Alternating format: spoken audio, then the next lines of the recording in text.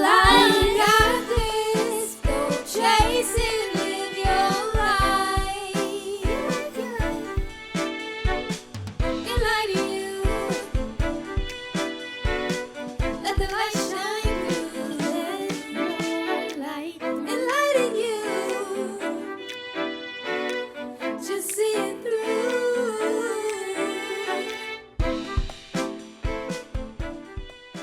Welcome back for Season 3 of Enlighten U, Eastern Michigan University's award-winning mental health podcast for students.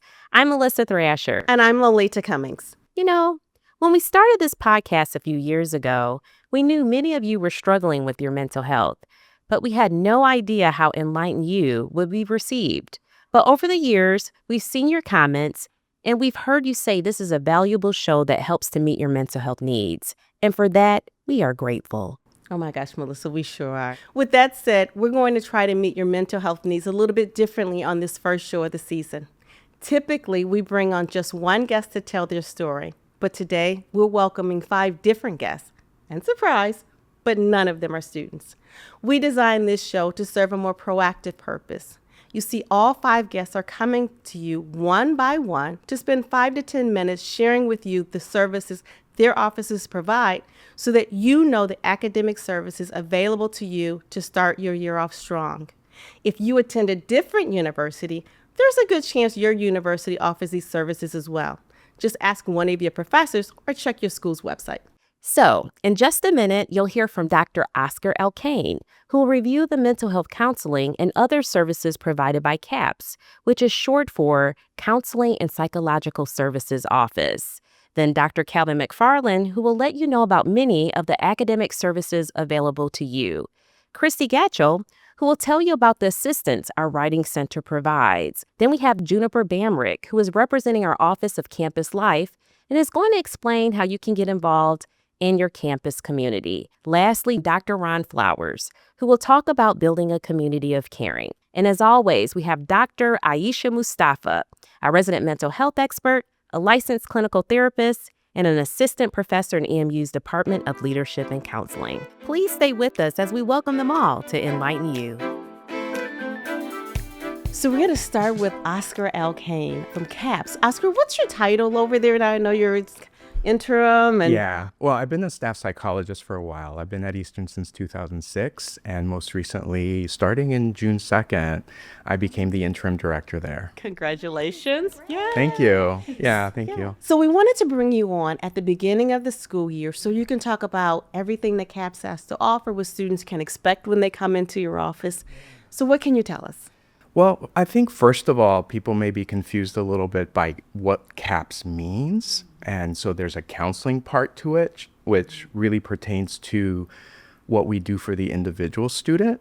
And then there's the psychological services piece, which is really about the community and what we provide to Eastern, right? Consultation, trainings, things like that.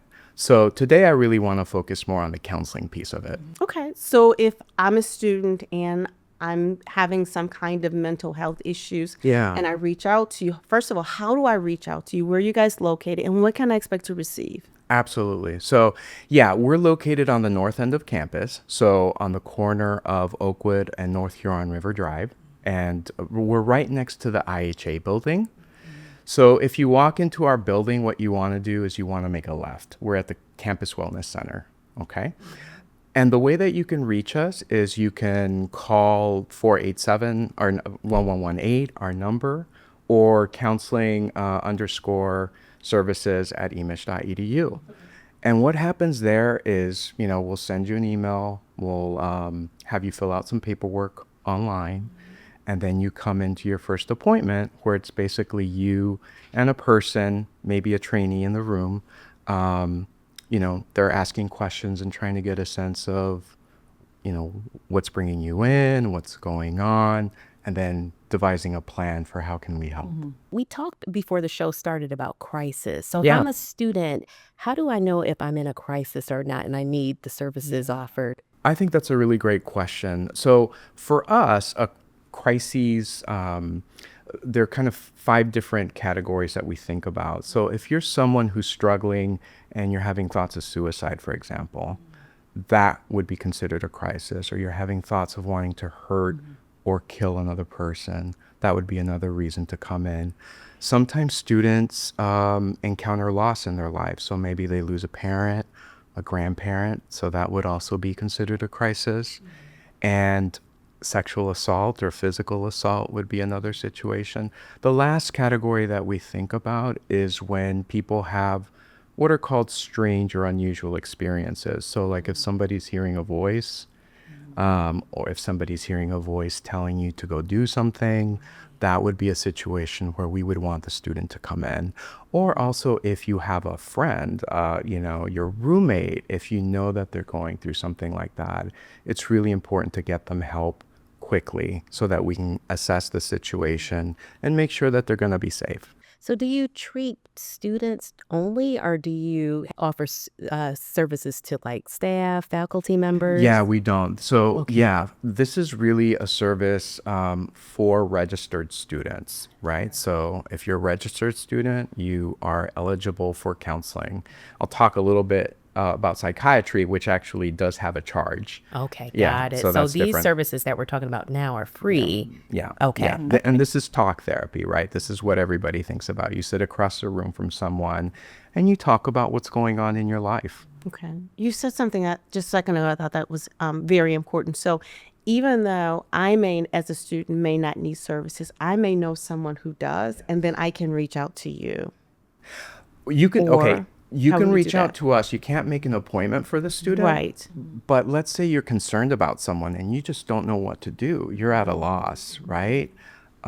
You can call us and basically seek out like a consultation.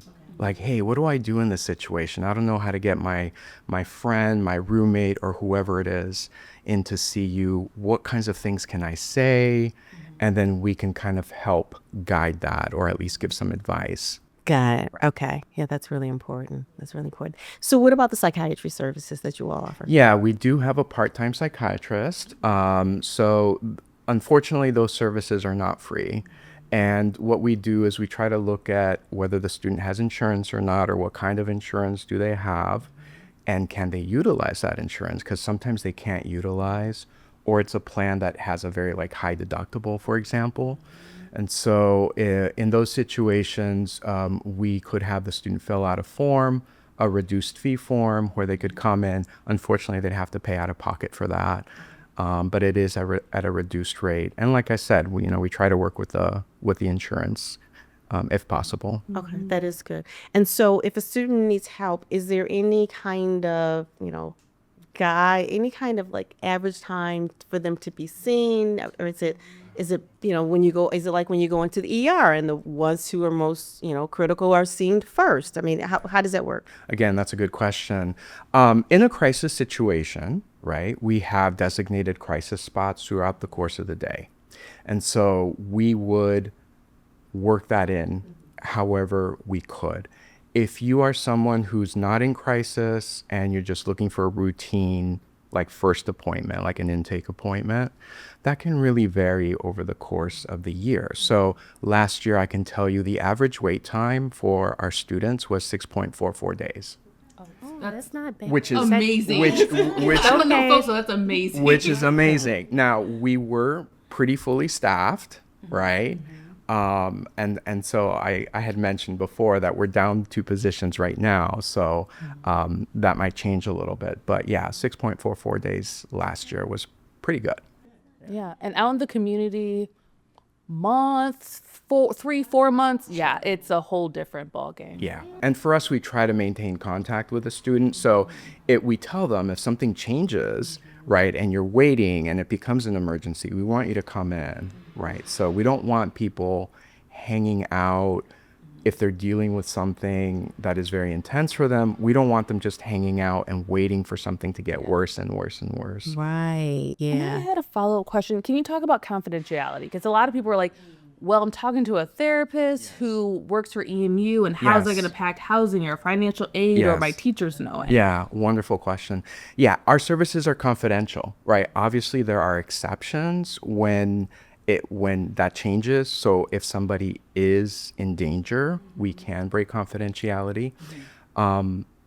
But it's a medical record, so it's not tied to anything academic. It's not tied to housing. Your teachers aren't going to know about it, and so it is confidential. That's a really important question. Thank Yeah, you it for is really asking good. it. Yeah, right. Well, we're coming to the end of our time. Is there any last question? Anything else you want to do. leave us with? Okay, Aisha, Yeah, so my question is, when folks have come to an end of the sessions, they can have through CAPS, what does the handoff look like? Yeah.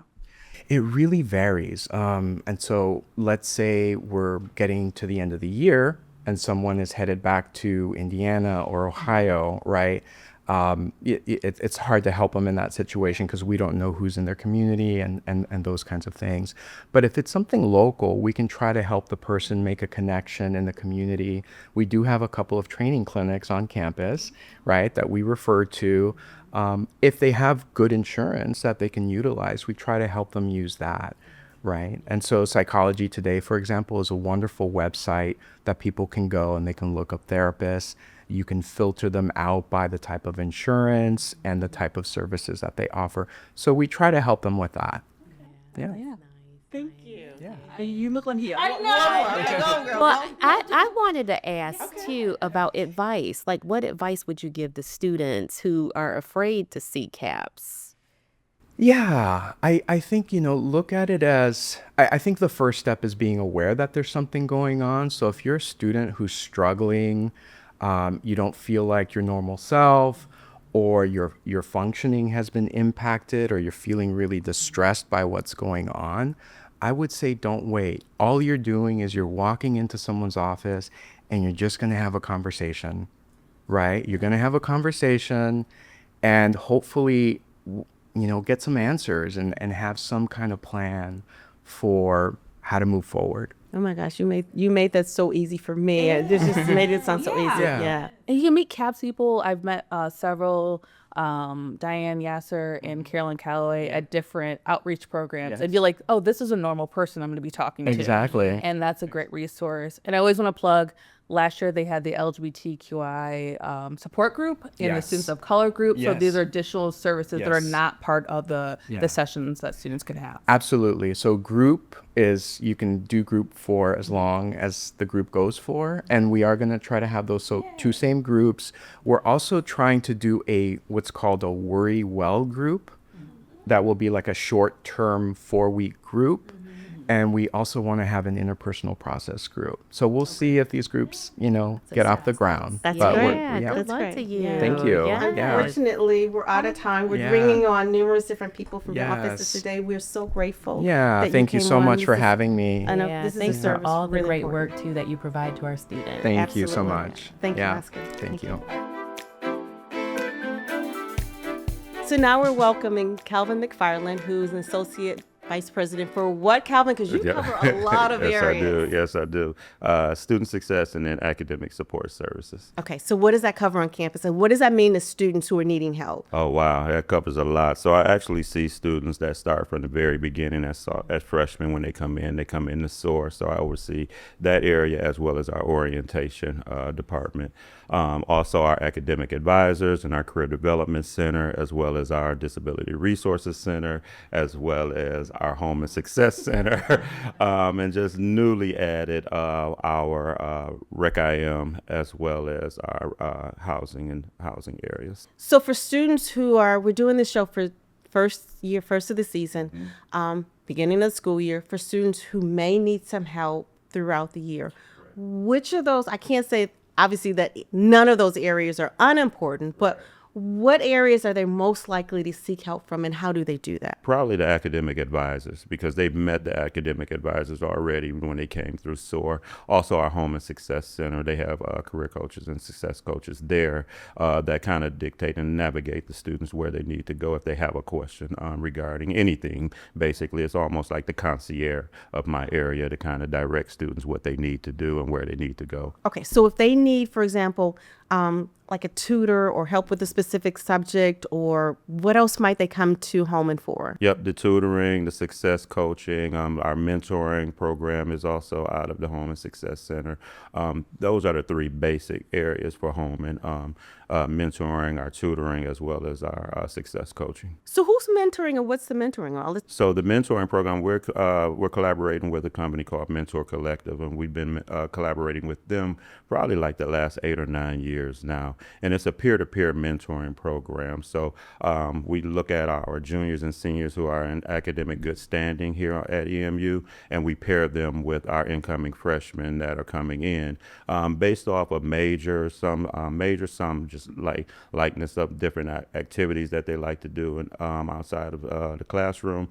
And it's a free thing. Like, we don't have to even pay our mentors to be a part of the program. We actually have more mentors than we do than for our mentees. So we see a lot of students actually that are returning that actually want to be a part of the program because they figure, they've been at where these students are at the current time, and they've learned a lot over the years. So there's a good opportunity for them to give back and kind of teach the students what, how to overcome barriers or where they're at right now. Yeah, well, hopefully we'll change that balance with more mentees than mentors, with more students knowing about it on this show. And we try to stay away from other programs like the TRIO and athletics, of course, that already have built-in mentoring programs or components to their areas. So just not to overlap, because what we've seen in the past is that when you start sending students information that's repetitive or coming from different areas, they tend to tune one or two areas out, or if not all together. So we try to avoid that. So we look at other programs across the campus that already have a mentoring component. So we've been doing a pretty decent job. Actually, our students that are part of our mentoring program are like 10 or 12% higher being retained than students that decide not to be. It's been one of our most successful programs that we've had over the last few years. So if I'm a student and I want mentorship from, the program, how do I go about getting it? So they are already contacted when they come to SOAR, so they have to actually sign up, but we also send a reminder through our email system with Starfish. So but if they're seeking it out, they can still go to Holman and we can sign and get them set up. Nice. Yeah. So I have a question, because I know you're all about the success website, right? Yes. And I want to talk about that for a little bit, because it's a great website, and this show is about setting students up for success, right? Correct. So can you talk about this website and how students can learn a little bit more about EMU? Yes, absolutely. So we always had an issue of where we sent students to. We have so many good things that we do on this campus, but no one knows it. And it's spread out across the campus. So what we try to do is put everything in one area. And I think I hats off to Darcy and Paul, because when you look at the links and how they set it up, it wasn't from a administrator's perspective. Like, we know all the acronyms that are on our campus, but students don't know that, or they don't know what an ombuds does, So it makes it much more clear for a student. But if they had that question in their mind, or they're talking to a parent or a friend, they know exactly, okay, what does it mean for me to have to go and pay a bill? Like, it takes you to the link of paying the bill. So it's just in common terms of what students would actually say, instead of what we as administrators would actually say. Like that. So they can find billing questions on Correct. the website, other resources such Absolutely. as All of the resources, the Res Life, any of the campus life things that we have going on. We're trying to add one so that we can set up any programs that are going on for that particular month, so that they can see that as well. So Paul has been awesome. Paul and Darcy have been awesome with creating that website for us, and anything that we've asked for, they've been obliged. So is this EMU's main website, or is this a separate site? No, this is a separate website. It's called the Student Success webpage. Oh, okay. Yes. So we'll put the address to that on the Yes, screen. please, The web please address do. to that on Yeah. the screen. So that's one way we can just drive all of our students, not just even our incoming students, but all of our students. Yeah. For sure. Oh, that's great. That's good. Aisha, that question? Oh, you my always God. have All something the you want- questions. What is your hot burning tip for students first week? Because sometimes folks they reach out come October, or I feel like February, March is the panic. And it's what's the thing first week We'll do 10 days. First 10 days. First 10 days. Yeah. That's a good question. Yeah, no. I would tell them check in with their academic advisor or check in with their success coach just to see how things are going. They may have a question, or check in with their faculty member. That's a perfect time also to see their faculty early on when they're here. But I would definitely say check in with someone that they're comfortable with. And typically, because they've met their academic advisor already, that would be the perfect person to start with. Yeah, I love that. Especially check in when things are calm until you start to build the relationship. So that when you do have an issue, maybe that you feel comfortable of this person was supportive when things are going well, and I can come back if things are not going as well. And then, the advisor can direct them wherever they need to go as well. They're another perfect opportunity to see, a concierge sort of person, up on our campus. So, I think that would be the best advice I could give them. Ask as many questions. Like I say, talk to their faculty members, and then if not, talk to their advisor. Nice. And that relationship shouldn't stop after 10 days, right? No. It should be a relationship that Not at carries all. throughout the course of their college journey, yeah, right? Absolutely. That's the one thing that we see that students like, okay, I think I have it. And then all of a sudden trouble happens. And then, or, they have a question and they can't get the answer, or it's too late, or they can't get in to see someone in a timely manner. So, always keeping that constant connection with the person that they're comfortable with, whether it's a success coach or an academic advisor, is crucial during those times. And checking their email. Please check your email. Say that louder for the audience to hear. Please. And we use Starfish, so that's our main hub of, and Starfish lets a student know who's their career coach, who's their academic advisor, and if they're in another program like honors students, they know who to go to with honors. So, and we keep notes. We keep a tracking system of what we've told students, so even the next advisor can see what was told to the student when they meet with someone. So. I love that you're outlining all this, because a lot of parents also watch the show, and so it helps them to help their ego to navigate through the system and get what they baby's okay. need. They're home. Absolutely.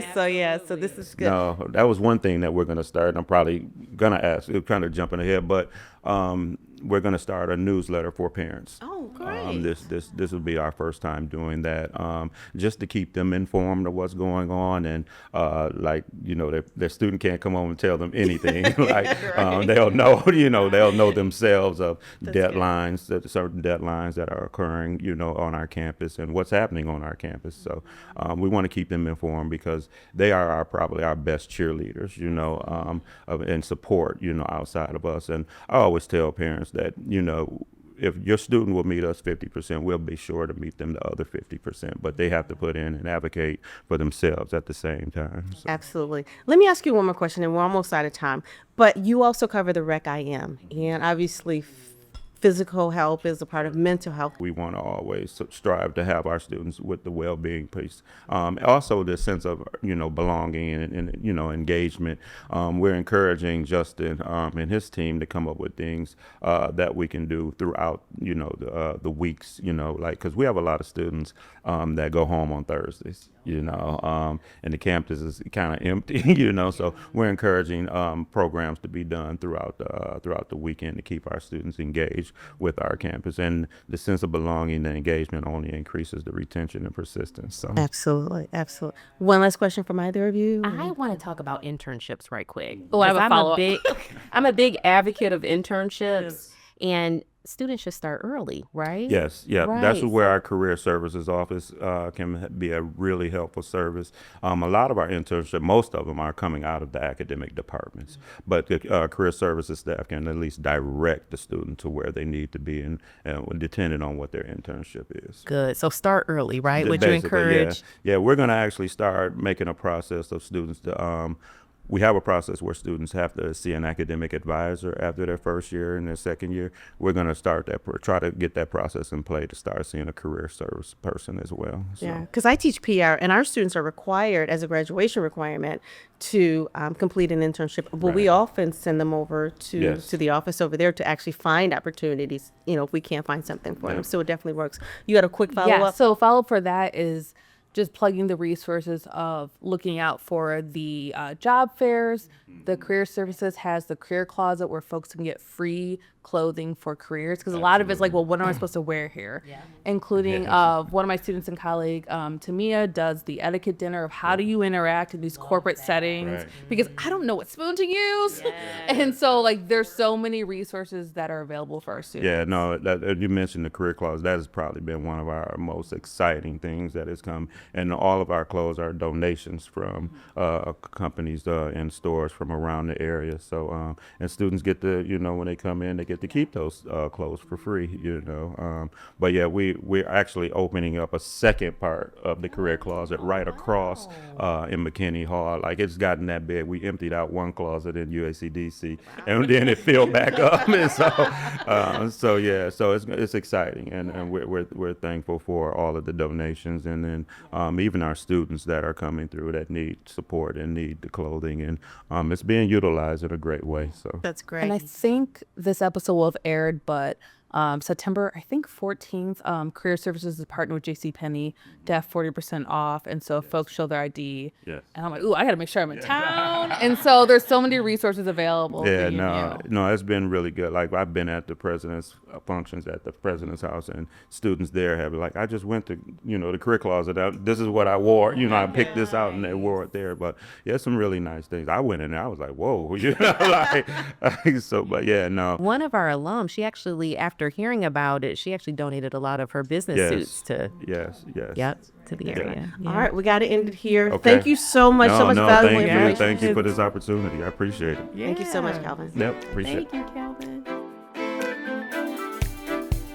Now we have Kristine Gatchel from EMU's Writing Center. Welcome to Enlighten U. Thank you. Thank you so much for joining us today. We're talking about all the different services on campus that students can take advantage of. And so we want to talk about the Writing Center. Tell us what you guys do and how does that benefit students? Absolutely. So the Writing Center is open to anyone on campus. So undergrad students, grad students, staff, faculty, and alumni as well, to come get support for their writing at any stage of that writing journey. So we work with students that are maybe have just gotten an assignment and they're feeling a little stuck. Come talk to us. We can help you work through that. All the way through, I think this is really close. They need to polish up and finish those edits. We work there too. So any stage of that writing journey. Oh my goodness. I didn't know that alums could take advantage of your service. I never knew that. Absolutely. We get lots of alums calling and saying, can we come in? Absolutely. Right? Do you need help with a resume? Do you need help with a cover letter? How can we support you still? I had no idea. And I am constantly sending my students. You guys are amazing. I mean, what you do and the services and the help that you give. Because as a professor, I can't always guide students one-on-one through the work. But you guys do an amazing job with that. And they're always very, very pleased. And I can always see a difference in their writing once they're working with you. So thank you so much for what you do. Absolutely. That's really wonderful to hear. And it's nice to know that students feel that if a professor sends them to us, that's not a negative, that's a positive, right? Absolutely. We want you to do better. We want you to improve. It's still your piece of writing. And we really strongly believe that. We're not here to edit. We're here to support and uplift that piece of writing. And that's what I see from you, because you're absolutely right. Most times students are feeling bad about themselves, almost like there's something wrong with them. There's some deficiency in them because they're not able to produce the writing that they want to. And so when they go over to you, they don't feel bad about it. They just come back feeling much more empowered and feeling like they're a better writer because of the work that you all have done with them. So thank you so much. Good. Yeah. Wonderful. Is there any kind of time limits, any maximum number of visits they can spend with you, any of that? Yeah, so we've actually increased this past year. It used to be students could come and see us twice a week, but now it's 3 times a week. And students are able to make appointments on their own, which is really fantastic. They can work with their schedule with whatever will work best for them. They can go on to our WC Online, our appointment making schedule, and then they can choose different modalities that they want to interact with us too. So if they want to meet in person and sit down and have a conversation, if they'd maybe they're off campus and they'd like to have a Zoom appointment, we can do that. And then also we offer asynchronous feedback. So similar to if you might send it to your professor, it's not going to be full of red edit marks. It's going to be full of comments and kind of how to further your thinking a little bit. So 3 different modalities and up to 3 appointments a week then.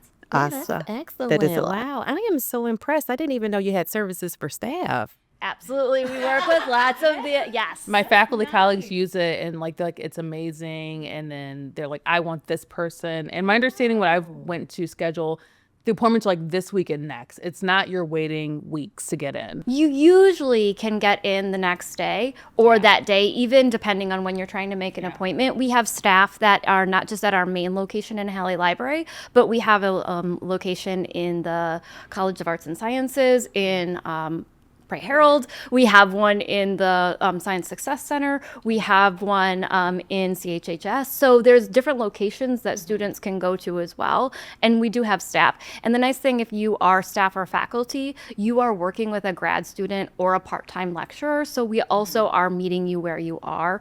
Undergrads are working with undergrads. Grad students are working with grad students. So that kind of support as well. So I imagine, because I write for a living, so there's a ton of different writing samples, right? Examples. So there's creative writing, feature writing, news writing. So you're seeing a lot of students that are dealing with different types of writing assignments. Can you talk about like what services and are there specialties that the staff has that can be offered to students? Absolutely. So all of our staff is considered generalist. So we can work with any kind of writing that we're familiar with how writing works in general and have that kind of conversation. But we do have staff that maybe specialize in working with students that are in the sciences, or maybe working with students that are in business, or are maybe more specialized in creative writing. And when you go to make an appointment, you can see our list of staff and what they specialize in, or even if they have different specializations in different writing formats. So maybe you're writing an APA for the first time. You don't know what that looks like. Or you what can, that means. Exactly, right? You can go and find a member of our staff that has that knowledge and that specialty so they can guide you a little bit more on that too. And just to speak to that a little bit, because my students are public relations students, so they write in AP style, which is media and journalists. They have someone on staff who was able to help them with AP style. Oh, that's impressive. I actually think you told me about these services because we had an intern that went there, and Absolutely. received some great work. So, Now, tell us, have you guys been doing anything with AI and helping students with that? Because I know you do workshops. Right, and we've developed. So I'm also the assistant director for the Writing Across the Curriculum program. So we are doing a lot of AI work with faculty and staff right now. But in terms of writers coming in, is that get that sticky gray area, right? Because our writers that are coming in, all of our professors have different policies. So we're more talking to students about what might get flagged as potentially AI and how to work through and maybe rewrite that so it sounds more like their own voice, as opposed to saying this is absolutely AI and you're going to get in trouble. More of a, this kind of has some of those markers that might tip off somebody to think that it might be. How can we make this into your own voice, right? That's really good. That mirrors a lot of what I'm doing in the classroom. That AI isn't bad, but you have to make it your own. These are these are my guidelines for using it. So I'm glad to see that you all are very supportive of that. When they come over there to work with you all. That's good. And also to be really mindful because not every professor is using it in class too. So when where are those guidelines? Because even something like Grammarly is technically AI. So you want to be familiar with what your policy is in your different classes as well. Which will be in the syllabus. It should be in the syllabus. So check out your syllabus. Yeah. So we've been talking about what success looks like for first-year students. What would be your advice to students who probably didn't do as well, in high school with writing? What would be your advice to them as they enter their college? Come and see us, right? First, it would be come and see us. Second, it would be try your best and know that you're a writer and that you are doing writing every single day in ways that you don't necessarily think that you are, right? You send a text message, that's a piece of writing. So you are a writer. So if you can work to reframe that idea of what a writer is, realize you're already there, and then what additional support can you find on campus to take you to that next level of where you want to be. And the Writing Center is definitely here for you for that too. Excellent. Yeah. And your services extend EMU too, right? You're out in the community. Yes. So one of my other jobs is I'm the Programs and Partnership Director for IPSI Writes, which is our community writing resource. So we are doing work in the community as well to uplift those voices of the Ypsilanti community. EMU has a really neat connection with its community, right? Eastern is part of IPSI and IPSI is part of Eastern. So we want to see those services that we're mirroring or that we're offering at the Writing Center mirrored in the community as well. Do the students learn about those services too? We definitely encourage them to come and get involved. We do lots of workshops with IPSI, right? So maybe a student is saying, I don't really have an opportunity to scratch that creative writing itch.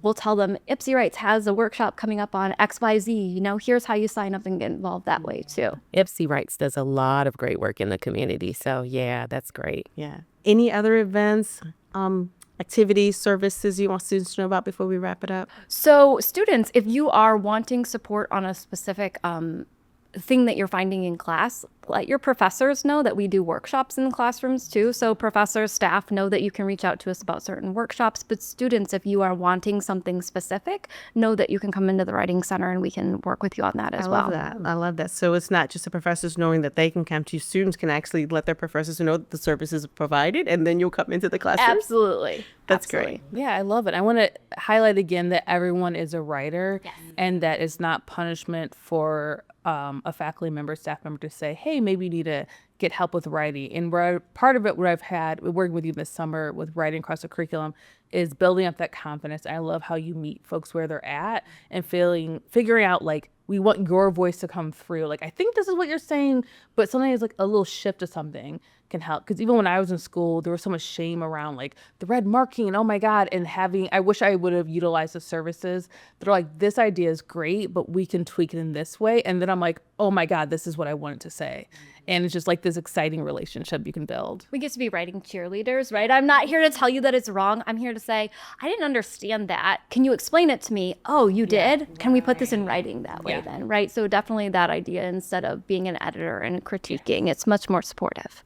That's great. Well, thank you so much for joining us today, coming over and explaining the services. I mean, this is a time when students need to know what's going on in campus, and so you being here is very helpful to that. So thank you so much, Kristine. Thank you. Next, we're welcoming Juniper Barrack from Campus Life. Tell us your title and what you do. And thank you for coming. Yes, absolutely. Happy to be here. So I work in Campus Life. I do engagement and activities coordinator is the current title. Mostly what I do is help students succeed outside of the classroom and really stay connected and involved at Eastern. Obviously, they're here to go to school. They're here to succeed in the classroom, and mental health plays a huge role in that. Their emotional landscape, their physical landscape plays a huge role in their ability to succeed. And so a lot of our programming, a lot of our student organizations that we support actually focus on building those skills, building those communities so that they can stay here and persist here and graduate from here without kind of facing too much challenges. Or when they do face challenges, having a community and a network to go to kind of, how did you solve that? I always tell them, it's who you know. Eastern, more than at other places, it's who you know. So know more people. And the way to do that is go to programs, go to events, follow everybody's Instagrams, learn what's going on, stay connected. That is really good advice. So you are in charge of planning a lot of the events. And I'm always amazed at how much we have going on, how many student orgs we have. There is a student org for almost anyone in any interest, right? Yeah. How do you get students to become more involved? And what are some of the more popular events that they like? Yeah, so event-wise, Eagle Fest is our most popular event. That's our big involvement fair in the fall. And so all the student organizations, right now we're kind of in the 150, maybe a little bit more student organizations active on campus. Excellent. A good majority, I would say maybe a third of them are tied to academic programs or career fields. They do a lot of networking, job shadowing, going to conferences and that sort of thing. But we also, the second biggest category is our identity-based student organization. So student organizations that are focused on creating a community within a specific identity or interest too is another one. So some of our biggest organizations are, we've like Sisters That Care, Kings of Colors, pretty big. We hear about them quite a lot. BSU's been here over 50 years on campus, so they have a long-standing tradition. What's BSU? It's Black Student Union. Okay. Oh, okay. Yeah. So if you're interested, Eagle Sync is where we have all of the organizations, so students should go on there. I also recommend Eagle Fest. The event can be really overwhelming, so I always tell students, make a game plan. If you're new, make a game plan, look online, which organizations are you excited about, so that you can go find them at Eagle Fest and have like a focus for the event. It's hard to say what's biggest and what's most popular, because I don't know that really matters so much. Like Eastern's identity is very dependent on the student that you're talking to. There's a lot of affinity based, we don't make one particular person here. There's not one EMU type of student, and I think that's why I stay here. That's why I love working here. So You're an alum, right? No, I'm not. Oh, you're Sometimes not? I wish Okay. I was, because I there's thought so you many of us were. here. Staff Piece of programs you could be doing. Dr. Flowers said the same thing to me recently, and I was like, not yet, Dr. Flowers. I love need the some-" programs. I volunteered at Kings of Color Casino. Yes, you and did. I You're a dealer. loved it. I think I told you I played blackjack. I was so jealous. I You know. dealt it. I dealt Yeah. blackjack, and I come home at like 11, and I'm just like, oh my god. My husband's like, you're very excited. I'm like, it was so fun. I was like, is this next month? Because I remember when it was time to end. You're like, it's time to end. I was like, no, like I want to keep dealing. It's like, so those are just great activities. Yeah, we do a lot of our programs. Pretty much I think I'm resting at 90% of our programs are in collaboration with other departments, other student organizations, and that's a big part of our mission. We have a slogan, and it's explore, evolve, empower. So at Campus Life, that's what we're really focused on. So the exploration comes through Eagle Fest and some of the programs that, if you don't really know what community you want to join yet, just come to some of our events and meet the people and get the flavor for it. And then the evolution comes from participating in the student organizations and really learning skills and developing competencies. And the empowerment part comes in, okay, now you're a leader and you're going to like help do that for the first year students and like get them acclimated and like empower them to maybe start their own org. If we do have a lot of orgs, but we always have one that somebody asks about. I'm like, you know what? You should start that. I had the privilege of sitting in a seminar that you led not too long ago, and you talked about students dealing with different emotions at different times of the year. So in that case, can you talk a little bit about that? And if I'm a student feeling challenges at a certain time, how do I get services that Campus Life offers? So we'll embed a lot of things. So the cycle is you get here and you're really excited and you're goal setting, and so we do some stuff in January that's about, okay, what's your year look like? What are your goals going to be? What's the game plan? A new planner, markers, and stickers. And then in we start to get into the mid-semester, and that pressure starts to build. Those deadlines start to come. You start to feel like, oh, what are some coping skills I have? So we embed some of the things. We bring caps to a lot of our programs, and we do things that I try to make sure that the arc of the year, the programming that we do is really geared toward what are they feeling at this time. So if they're feeling stressed, I'm going to give you a really chill program. You come chill, you relax. If you're feeling excited and engaged, you want to meet people, I'm going to throw something giant at you so that you can like really get that excitement out. And then at the end of the semester, they're withdrawing, they're isolating. There's a lot of like feelings of overwhelm. And so we do Rest Fest every year with Sisters That Care as a student organization. And so we're focused on resting and relaxing and like taking those breaks. They think, oh, I'm going to cram all my stuff in at the last, but that's not how the brain works. So we plan in this, like, take a break. What does rest look like on all the dimensions, not just physical rest, but also intellectual rest? So we try to plan programs in conjunction with that. Good and touch points. Yeah, and we really focus on, a lot of it, like I said, is with student organizations. They know what's going on. They're way more tuned in than I am. So I just follow their lead. I just say, okay, what do you guys think for right now? What should we do? And that's what we do. And so I think, rather than saying go to this program or go to that program, follow us on social media and go to what resonates with you at any given time. Can they find you on social media at Campus Life? It's EMU Campus Life. EMU Campus Life. EMU Campus Life. I And they're like that. it's run by students, so it's wily. I've been using the term feral. I don't know how appropriate that is, but they like to do some wacky stuff, and I like to let that happen. I think it's really good. Campus life is like the fun zone, right? We don't have to be polished and perfect, we can be, and that goes for any communication. If students are reaching out and they're just like, I don't know what to do, what do I do? The other thing I would mention too with this kind of mental health and like thinking about the cycle is we're working with the Access and Opportunity Office to do something called Same Page. So we're really focused on healthy relationships, dealing with loneliness, getting people connected. And so there's a ton of programming that's going to come out this year. Our next show, our Focus next on- month's show is going to be Perfect. with them I on the same love page. Yeah, Ooh, absolutely. Nice. That's Yeah. coming out in October. Yeah, awesome. You know, we're talking about setting students up for success, and we've been asking our guests, what is your advice to students? So, especially for first-year students coming to EMU for the first time, what would be your advice for someone that is a little scared about starting school? What would Yeah. you tell them? I think that fear and that hesitancy and that imposter syndrome is very natural. It's everybody, even if they seem like they know what they're, even if I seem like I know what I'm doing, there's like right now I'm like, am I going to have the like right thing to say? And I think that's a human experience. And so I think own that, think about that, spend some time reflecting on that so that you can then make a plan and stay engaged and follow the things. Look at the flyers that are on campus, pay attention. You're here. I know your phone is a fun thing, and we like to see all the videos and disconnect because we're feeling overwhelmed, and that feeling isn't a great feeling, so we try to disconnect from that. But I would say lean in if you can and pay attention.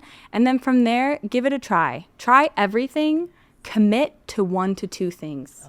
That overcommitment really gets them. In your first year, you're so excited, and your classes might be a little bit more like entry level, so that workload's not as much. And then in your second year, you're like, okay, I've joined 5 organizations.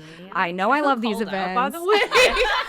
But anywho, this also reminds me of a show that we did. Overcommitment. Yeah. And so I think, try those things and then commit to 1 to 2 things and rotate that. 1 year, do this thing, and then the next year, do that thing. You don't owe anybody anything, Obviously, have integrity. If you say you're going to do something, follow through on that. But then at the end of the year, hey, guys, it's been great leading this organization. I'd like to try something new, I switched my major. This doesn't really fit as well with me, or I've gotten what I liked, what I wanted to get out of this, and now I want to try something new. And everybody will respect them. Absolutely. Nobody's going to be like, how dare you? And if you think the organization is going to fail if you leave, that's not your problem, Like if other people will pick up the mantle or they won't, and it'll have been a great experience, and you move on, I like that. I love do that. too. Yeah, Excellent. That is a great. That's a great sentiment to end on. Thank you so much, Juniper, for joining us. Yes. Really appreciate all the information that you shared today. Thank you. Yeah, it's a pleasure to be here. So next we are welcoming Dr. Ron Flowers, who is one of the leaders in the Caring Communities Project, here with us to talk about the services. Because we had you on, last year? But you guys have done so much more since then. Tell us what you've been up to and tell us what you are offering for students. Busy. It's been a busy summer. Today we actually get to see for the first time the final draft of a mental health website resource hub. You love it. Which will have access to all the different resources on campus. It'll have educational videos, just a lot of information, a lot of connections to different places on campus. So we're really excited to preview for that for the first time. Connected with that is what we've called Wellness Wednesdays, which we're working with the Eagle app, and we'll be coordinating messages that appear on the website with the Eagle app and pushing those sort of things out to students. And those are on Wednesdays, right? Those are on Wednesdays. Wellness Wednesdays. Every Wednesday, yes. So we'll be doing that. So that kicks off. We just ordered 12,000 Wish You Knew EMU cards, which are a little like baseball cards, but on the back of them they have statements of, and all this is coordinated and connected. So the statements of affirmation that are on the back will be coming out and pushed out on the app. They'll also be pushed out through the Wellness Center and Rec IM, so they're coordinating some things and some writing activities. And So on the cards, is a baseball-sized card, an affirmation on the back they'll of it? be all over campus, and then Okay. there'll be QR codes that connect students to support services that are available both on our campus, the website, and then also in the county. So we're partnering currently.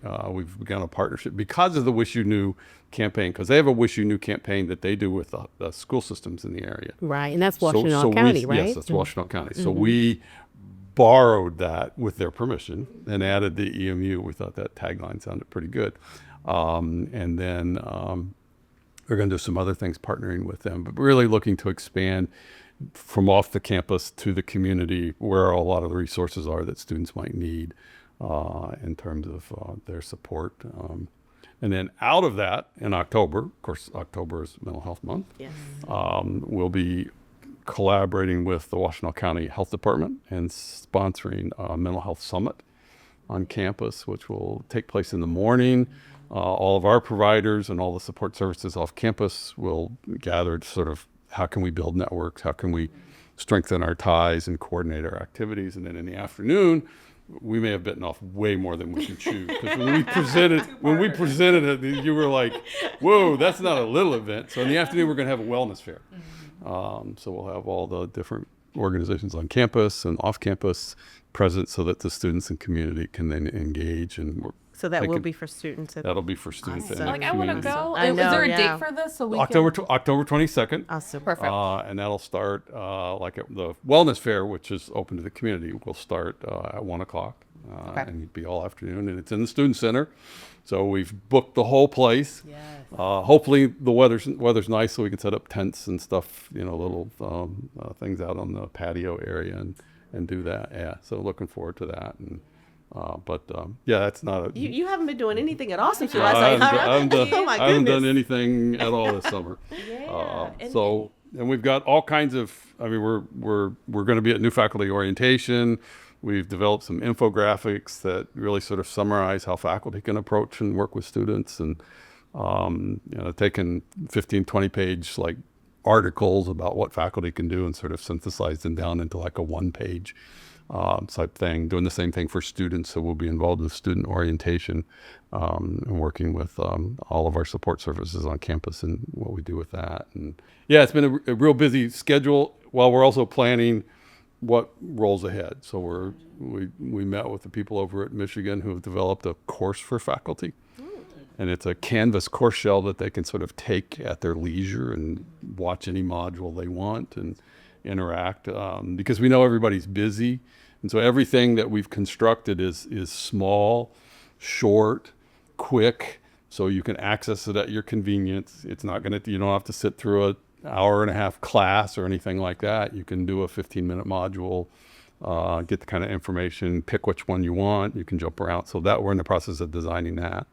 That'll be obviously connected from the website, but tons of stuff, lots of things. Very excited. Yes. Can you also touch on the flyers that are around campus with the We care. We Okay. Care So slogan? there's another piece. and- Yeah. So, You're just, one of the things that we did when we started the project, and this is a conversation the provost and I had probably the very first week we really started having conversations, is she made some comment about you need to brand this, what you're going to do. And so my son and I had been working on a substance misuse program with Sean Wolf, and he's a graphic designer. And he had started playing around with some designs, and so he came up with the original design. So the penguin says "We Care," and then underneath that has contact information for all the different support services on campus, and then of course emergency contact information if somebody's in crisis. This fall, we will be buying. We're in the process of doing. Here's another project, and again, these are ideas that come from faculty and staff around campus. But Emma, who's over in the LGBTQ office, came over and said, "I saw these little stuffed penguins that you can order." And they have little T-shirts on, and so we're going to get green T-shirts, and they're going to say "We Care," and then there'll be like a little tag around, and that'll have like the little QR code, so then they can still access the website. And so I'm gonna have to snag a penguin. We'll be giving those. Well, it's like people throw. I mean, you give them a piece of paper, and it's like it gets shoved someplace, and it's like, and Emma just goes, "Who would throw away a penguin, especially a cute penguin?" And it's like, He's so, got a place in my office, I'm sure. so yes, so we're excited about that. We're clearly going to target and try to get that to all the incoming freshmen on campus, but they'll be available there'll be Nice. extras. Yeah. Oh, that's great. We'll make sure we do that. That's great. And you're doing something else in the student center where students can come and tell their story to, is it trained faculty members? Well, it'll be, so what the students, and we've been in conversation with students throughout the process, and one of the things, obviously going into a waiting room to see a therapist, to sign up to, is a little intimidating. And students were like, if there was a way we could just sort of show up in casual places, sit down and talk to somebody. There was a gentleman who was a minister that sort of said, tell me your story, I'll buy you a cup of coffee. And the students liked that. He would show up in the student center.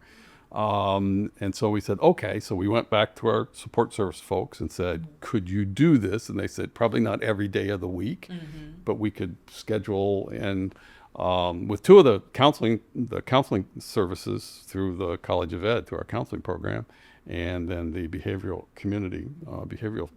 services through our psychology department, they have students. And they're like, we're happy to make our students available. So what we're going to do is, and student government actually authorized, they're going to pay for the coffee vouchers. So student governments has some funding. So they immediately said, yeah, we'll buy the coffee vouchers. So we're going to have casual conversations, and it'll be in the student center, outside the Prairie Herald coffee shop down there. So we'll pick different places on campus once a week. Great. And I love it. have somebody that's there that has the expertise, but really more just to have casual conversations and how you doing and let's chat. That's And a great if you entry into need- someone's If you need life. to be Yeah. directed, they can direct you appropriately if you just need to have a chat. Right. You can have a chat. Exactly. EMU community. It's just all Yes. all avenues to make sure students get all the I success they love need. the coordination. Yeah, and that's we had two things that we said when we started. There's no such thing as can't. And the other one was, how do you eat an elephant? Just one bite at a time. There you go. So, a lot of people want to do the big things. And if we can't do the big things, and then it's like, no, all these little things, these little pieces, although as I've been informed, some of these things aren't little pieces. But they all add up. And they all build and shape a community. And you're meeting people exactly where they are. However, Absolutely. they will meet you. Yeah, we've made that, even when we've just gone out and networked, we've made it a point that we don't typically, I won't say never, we don't Zoom. We go to their office, we meet with them in person. In fact, we're going up to meet the assistant superintendent of Canton Plymouth Schools. Oh, nice. Because that was the inspiration for the wellness fair. They do a really great wellness fair. Oh. And Dr. Lee Biota, who's part of the team, lives in the Plymouth Canton Schools, so she'd been to it before. So somebody gave me the information on how to contact the person who did it. Nice. And it's like, do you want to come here? Do you want to Zoom? And it's like, no, we'll be happy to meet you in your office. That's important. Yes. To Build that establish those connection. connections and contacts. And all the people that you've talked to today, we've all had chats with them about sure. the various things that they're doing and how can we help and how can we support. I just saw that Hannah Palmer, who is a graduate of EMU, Yes. was named Miss Michigan. Yeah. Okay. So I reached out to her with her sunflower and said, let's get together. Let's see how we can that's collaborate, how we might be able to excellent. support your efforts and those sort of things. And Oh my God. so that's how it kind of love that. happens. Yeah. And that's what makes the program so successful, is that Yes. you're not afraid to ask, you're not afraid to reach out, and you are collaborating and partnering with anyone whose mission is the same as yours. Yeah, and so for example, Be Better, which is an organization out in West Michigan, out in Grand Rapids, was again a family lost their child. It was a swimmer at the University of Michigan, and they were struggling with the idea that as they worked with their son, where would they go for resources? So they created this organization called Be Better, which is really sort of a triage program that families can come to. Well, they saw an article that was published in the Detroit Free Press about the work I was doing and reached out and said, could we chat? We got together and chatted. Now they're coming to the Mental Health Summit. We like their conceptual framework in terms of triaging. I mean, there's nothing more frustrating than for a parent to have a child in crisis. And I've been here before, where you're sitting in an emergency room, you're about to be discharged, and you're going, where do I go for help? And they hand you a 5-page list of services. And it's like, which ones are good, which ones would fit. So that's the whole idea of the Be Better program. So I like the conceptual framework. So it's like, how can we think about doing those sort of things? Other people are doing other things, which I think have been motivated. Calvin McFarland, we've been talking about a parent newsletter. Now I think that's in the works because this is a family thing, supporting our students and clearly being sensitive to students and their needs and their contexts and situations, but also knowing that who their supporters are important to give them access and be able to connect with them in ways that would be useful and helpful. So. That's great. Well, we're almost out of time. One last question. We've been asking our guests to share advice to students as they start, the new year. We want them to start, fresh and excited. And Your hot tip. Yeah. What is your hot tip? What is your advice so that they're successful throughout this journey? There's no such thing as a bad question. So whether it's your faculty, I would use another word, but bad question will suffice. That's good. But ask questions. Absolutely. Do not be bashful. Do not be afraid. The people around you do want to help you. And I think I've shared so many stories about we do something and I get 35 emails from faculty, or we put out an order for all the swag, the We Care posters and signage. We had within 24 hours, we had 700 orders for individual items. Okay. So the people around students are supportive. They want to help. And so don't be bashful. Don't be shy. Right. Help Ask is out questions. there. Yeah. People will answer it. People will step up. They're there to listen. And that's the hardest thing, is to overcome that. It's okay not to feel okay, not to be okay. But go ahead and ask. People will be there to help. Great advice. We'll end there. Yes. Thank you so much for joining us, Ron. Thank you. Appreciate you. Thank you Appreciate for it. everything that you're doing. Absolutely. Thank you so much.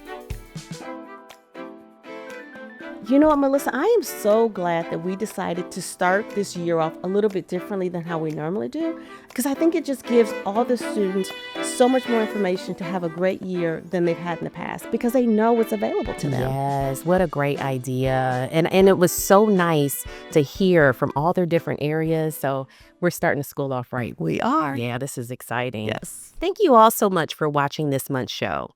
We hope you learn more about the services available to you here at EMU. And as Lolita said earlier, if you attend a different school, ask around to see if the school has the same services. Yes, please do. Just remember, we all want you to be successful, and one of the ways to help ensure your success is by assisting you through every challenge. So if you need help from one of these offices, please reach out to them. I think you'll be pleasantly surprised when you do. Well, that's all we have for you this month. Remember to like, share, comment, and follow us. And if you want to appear on the show or just to suggest a topic, email us at the address on the screen. I hope this is the beginning of an amazing academic year for you. Y'all be good.